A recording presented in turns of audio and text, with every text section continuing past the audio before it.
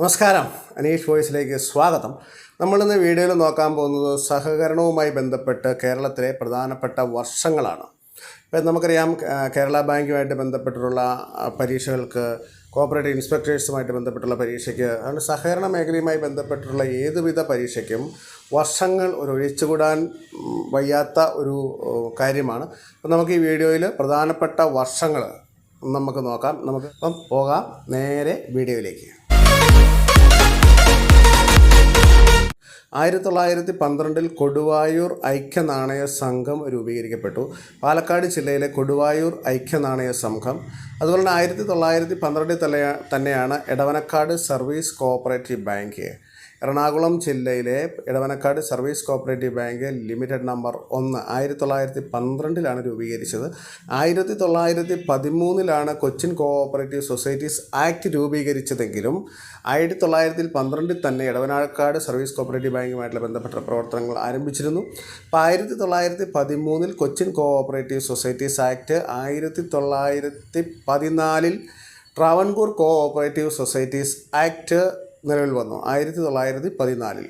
പിന്നെ പ്രധാനപ്പെട്ട ഒരു വർഷം 1915 ട്രാവൻകൂർ സെൻട്രൽ കോഓപ്പറേറ്റീവ് ബാങ്ക് രൂപീകരിച്ചത്. 1915 1915 ട്രാവൻകൂർ സെൻട്രൽ കോഓപ്പറേറ്റീവ് ബാങ്ക് രൂപീകരിച്ചത്. 1916 ഇതിൻ്റെ ഫംഗ്ഷൻ സ്റ്റാർട്ട് ചെയ്തത്.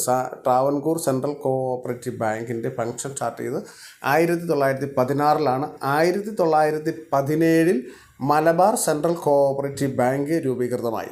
1917 മലബാർ സെൻട്രൽ കോഓപ്പറേറ്റീവ് ബാങ്ക് രൂപീകൃതമായി.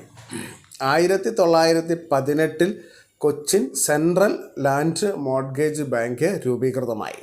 1925 പിന്നെ അടുത്തൊരു പ്രധാനപ്പെട്ട വർഷം. 1925 ഊരാളുങ്കൽ ലേബർ കോൺട്രാക്റ്റ് സൊസൈറ്റി രൂപീകൃതമായി. വാഗ്ഭടാനന്ദൻ്റെ നേതൃത്വത്തിൽ 1925 അദ്ദേഹത്തിൻ്റെ ആശീർവാദത്തോടുകൂടി വടകര ആസ്ഥാനമാക്കി 1925 ഊരാളുങ്കൽ ലേബർ കോഓപ്പറേറ്റീവ് സൊസൈറ്റീസ് രൂപീകൃതമായി.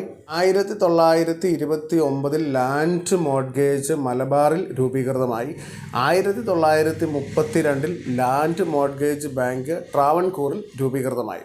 അപ്പം 29 മലബാറിലും 32 ട്രാവൻകൂറും ലാൻഡ് മോർട്ട്ഗേജ് ബാങ്ക് രൂപീകൃതമായി. 1945 സാഹിത്യ സഹകരണ സംഘം SPCS കോട്ടയം ആസ്ഥാനമാക്കി രൂപീകൃതമായി.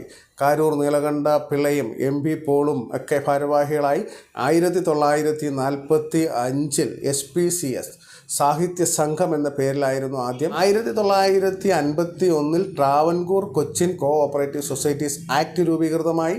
1956 കേരള സംസ്ഥാന രൂപീകരണത്തോടൊപ്പം Kerala cooperative bank, state cooperative bank 1956 രൂപീകൃതമായി. 1956 തന്നെയാണ് Kerala central cooperative land mortgage bank രൂപീകൃതമായത്. 1960 മാർക്കറ്റ് ഫെഡ് രൂപീകൃതമായി. Kerala state cooperative marketing federation എന്ന മാർക്കറ്റ് ഫെഡ് 1960 രൂപീകൃതമായി. 1960 മാർക്കറ്റ് ഫെഡ് രൂപീകരിക്കുമ്പോൾ അതിൻ്റെ ആസ്ഥാനം കാലിക്കട്ടായിരുന്നു. 1978 മാർക്കറ്റ് ഫെഡിൻ്റെ ആസ്ഥാനം എറണാകുളത്തേക്ക് മാറ്റി സ്ഥാപിക്കപ്പെട്ടത്. ഇതൊരു 2 ടയർ സ്ട്രക്ചർ സംവിധാനത്തിലാണ് പ്രവർത്തിക്കുന്നത്. 1961 ഹാൻഡെക്സ് രൂപീകരിച്ചത്. Kerala state Hantex weavers cooperative apex society 1961 രൂപീകരിച്ചത്. അതുപോലെ തന്നെ 1964 ഹാൻഡിക്രാഫ്റ്റ് രൂപീകരിക്കപ്പെട്ടു. 1965 കൺസ്യൂമർ ഫെഡ് രൂപീകരിക്കപ്പെട്ടു. 1966 ഫസ്റ്റ് കോഓപ്പറേറ്റീവ് കോൺഗ്രസ്, സഹകരണ കോൺഗ്രസ് നടന്നു. 1969 കേരള സംസ്ഥാന സഹകരണ നിയമം നിലവിൽ വന്നത്. Act 21 of Kerala state cooperative act നിലവിൽ വന്നത് 1969. 1970 കേരള സ്റ്റേറ്റ് കോഓപ്പറേറ്റീവ് യൂണിയൻ നിലവിൽ വന്നു. 1970 കേരള സ്റ്റേറ്റ് കോഓപ്പറേറ്റീവ് യൂണിയൻ നിലവിൽ വന്നു. 1970 തന്നെയാണ് ഹൗസ് ഫെഡും നിലവിൽ വന്നത്. Kerala state cooperative housing federation 1970 house fed നിലവിൽ വന്നു. 1971 റബ്ബർ മാർക്ക് നിലവിൽ വന്നു. Kerala state rubber marketing federation rubber mark 1971 നിലവിൽ വന്നത്.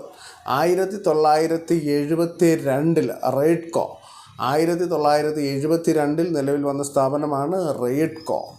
1976 ഡെപ്പോസിറ്റ് മൊബിലൈസേഷൻ സ്കീം കേരളത്തിൽ സ്റ്റാർട്ട് ചെയ്തത്. 1976 നിക്ഷേപ സമാഹരണ യജ്ഞം കേരളത്തിൽ തുടക്കമിടുന്നത്. 1976 തന്നെയാണ് രണ്ടാം സഹകരണ കോൺഗ്രസും കേരളത്തിൽ നടന്നത്. 1976 സഹകരണ വീതി സ്റ്റാർട്ട് ചെയ്തത്. സഹകരണ വീതി എന്ന കോർപ്പറേറ്റ് ഡിപ്പാർട്ട്മെൻറ്റിൻ്റെ പബ്ലിക്കേഷൻ 1976 സ്റ്റാർട്ട് ചെയ്തത്. 1979 കയർ ഫെഡ് നിലവിൽ വന്നു. കേരള സ്റ്റേറ്റ് കൊയർ മാർക്കറ്റിംഗ് ഫെഡറേഷനായ കയർ ഫെഡ് 1979 നിലവിൽ വന്നു. 1980 മിൽമ നിലവിൽ വന്നു. Kerala state milk marketing federation Thiruvananthapuram ആസ്ഥാനമാക്കി മിൽമ നിലവിൽ വന്നു.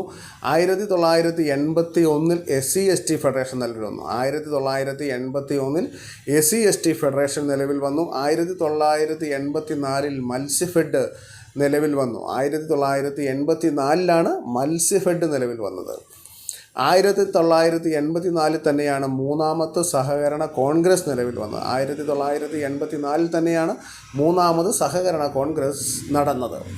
1984 കാപ്പെക്സ്, ഗഹാൻ ഇതിനൊക്കെ നിലവിൽ വന്നത്. ഗഹാൻ സംവിധാനം കേരളത്തിൽ നിലവിൽ വന്നത് 1984 1984 Kerala cooperative employees welfare fund organisation നിലവിൽ വന്നത്. 1987 കേരഫെഡ് നിലവിൽ വന്നത്. 1987 കേരഫെഡ് നിലവിൽ വന്നത്. 1990 നാലാമത് സഹകരണ കോൺഗ്രസ് നടന്നു. കേരളത്തിലെ നാലാമത് സഹകരണ കോൺഗ്രസ് നടന്ന വർഷം 1990. 1992 ടെക്സ്റ്റ് ഫെഡ് നിലവിൽ വന്നു. 1993 സഹകരണ പെൻഷൻ ഫണ്ട് സ്കീം നിലവിൽ വന്നു. 1993 തന്നെയാണ് പരിയാരം മെഡിക്കൽ കോളേജ് നിലവിൽ വന്നത്. 1993 പരിയാരം മെഡിക്കൽ കോളേജ് നിലവിൽ വന്നത്. 1997 റബ്കോയും നീതി സ്റ്റോറും നിലവിൽ വന്നു. 1998 നീതി മെഡിക്കൽ സ്റ്റോർ നിലവിൽ വന്നു. 1999 cooperative education for professional education CAPE നിലവിൽ വന്നു. 1999 കെയ്പ് നിലവിൽ വന്നത്. 1999 അഞ്ചാമത് സഹകരണ കോൺഗ്രസ് കേരളത്തിൽ നടന്നത്. 1999 അഞ്ചാമത് സഹകരണ കോൺഗ്രസ് നടന്നു. അതുപോലെ തന്നെ കുടുംബശ്രീ രൂപീകൃതമായതും 1999. 2000 കോഓപ്പറേറ്റീവ് മെഡിക്കൽ കോളേജ് കണ്ണൂരിലെ കോഓപ്പറേറ്റീവ് മെഡിക്കൽ കോളേജ് 2000 രൂപീകൃതമായി. അതുപോലെ തന്നെ 2001 കോഓപ്പറേറ്റീവ് എക്സാമിനേഷൻ ബോർഡും കോഓപ്പറേറ്റീവ് ഇലക്ഷൻ കമ്മീഷനും നിലവിൽ വന്നത് 2001. 2003 വനിതാ ഫെഡ് രൂപീകൃതമായി. 2007 ആറാമത് സഹകരണ കോൺഗ്രസ് നിലവിൽ വന്നു. 2007 ആറാമത് സഹകരണ കോൺഗ്രസ് നടന്നത്. 2011 ടൂർ ഫെഡ് 2011 ടൂർ ഫെഡ് സ്ഥാപിതമായത്. 2012 ഏഴാമത് സഹകരണ കോൺഗ്രസ് നടന്നു. 2012 ഏഴാമത് സഹകരണ കോൺഗ്രസ് നടന്നത്. 2018 എട്ടാമത് സഹകരണ കോൺഗ്രസും നടന്നു. അപ്പം 2012 മുതൽ 2018 വരെ ഉള്ള പ്രധാനപ്പെട്ട സഹകരണവുമായി ബന്ധപ്പെട്ട പ്രധാനപ്പെട്ട വർഷങ്ങളാണ് ഞാനിതിൽ പ്രതിപാദിച്ചിരിക്കുന്നത്. അപ്പോൾ ഇത് നിങ്ങൾ എഴുതുന്ന പരീക്ഷകൾക്കൊക്കെ മുതൽക്കൂട്ടാവുമെന്ന് വിചാരിക്കുന്നു. ഏകദേശം നമ്മളിതിനകത്ത് ഓർഡറിൽ തന്നെയാണ് പറയാൻ ശ്രദ്ധിച്ചിരിക്കുന്നത്. അപ്പോൾ ഇത് നിങ്ങൾ വീണ്ടും കേട്ട് മനസ്സിലാക്കുവാൻ ശ്രമിക്കുക. കൃത്യമായും നമ്മൾ ഒരു ഇയർ വൈസ് തിരിച്ചാണ് ഇതിനകത്ത് പറഞ്ഞിരിക്കുന്നത്. അപ്പോൾ വീണ്ടും അടുത്ത വീഡിയോയുമായി കാണുന്നതോടെ വരെ നമസ്കാരം.